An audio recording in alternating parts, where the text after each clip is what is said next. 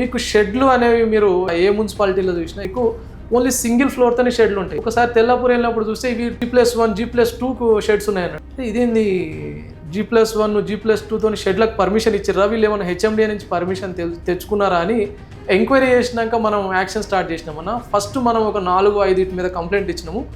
4-5 బిల్డింగ్ల మీద కంప్లైంట్ ఇచ్చి స్లోగా స్టార్ట్ చేసి ఇచ్చుకుంటూ పోతే ఇవన్నిటికీ వేటికి కూడా పర్మిషన్ లేదని మనకు స్లోగా తెలిసి ల్యాండ్ కన్వర్షన్ అనేది చేసుకోవాలి. Agriculture land converted into non agriculture land. First non agriculture ల్యాండ్గా కన్వర్ట్ చేసిన తర్వాతనే మీరు ఏ పర్మిషన్ అయినా తీసుకోవడానికి ఎలిజిబిలిటీ వస్తుంది. Whether it is a commercial or residential అనేది అంటే that is up to the land. అయితే ఎగ్జాంపుల్కి ఇప్పటి వరకు మనం మాట్లాడుకున్నటువంటి ఈ ప్రజాధన దుర్వినియోగం గురించి ఏ విధంగా జరిగింది అనేది నేను మీకు షార్ట్గా ఎక్స్ప్లెయిన్ చేస్తాను.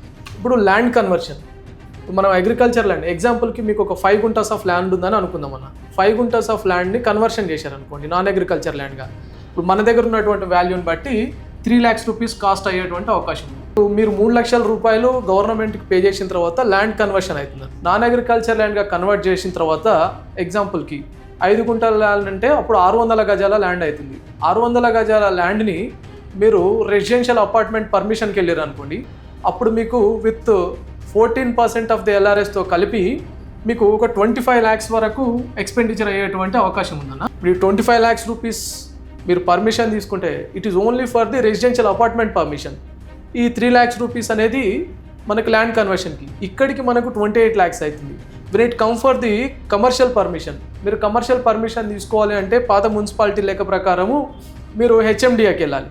HMDAకి వెళ్ళి మీరు 600 గజాల్లో ఇట్లా నేను కమర్షియల్ యాక్టివిటీ చేయాలనుకున్నాను మీరు బ్లూ ప్రింట్ ఇచ్చేసారు అనుకోండి, అప్పుడు దీని వాల్యూ అనేది ఆటోమేటిక్గా పెరుగుతుందన్న. ఎగ్జాంపుల్ ఐఎమ్ టెల్లింగ్ యూ, ఇప్పుడు ఇది 25 lakhs అయింది కదా, ఇది ఒక 35 lakhs అయిందని అనుకుందాం. ఇప్పుడు పర్మిషన్కి ఓ 35 lakhs అవుతుంది, ఇక్కడ ఒక 3 lakhs రూపీస్ అవుతుంది, టోటల్గా 38 lakhs రూపీస్ అవుతుంది.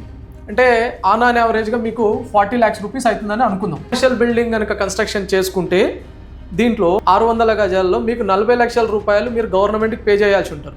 ఈ 40 lakhs రూపీస్ మీరు గవర్నమెంట్కి పే చేసిన తర్వాత ఇప్పుడు ట్యాక్స్, కమర్షియల్ ట్యాక్స్ పే చేయాల్సి వస్తారు.